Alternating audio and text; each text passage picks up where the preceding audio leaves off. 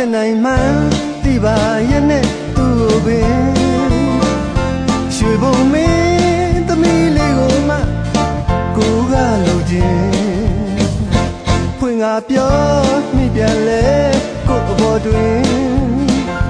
သူစိတ်ဆိုးမုန်းသွားမှလဲကိုကမလိုချင်အစမှတို့နှစ်ယောက်မတွေ့ကြရဲ့အကောင်းသားပေါ်တင်ကိုမှသူ့ကိုမြင်တာများတော့စိတ်မှချစ်ကြွမ်းဝေးမျက်နှာလှလှသူ့ကိုတွေးမှစိတ်ပျော်ရွှင်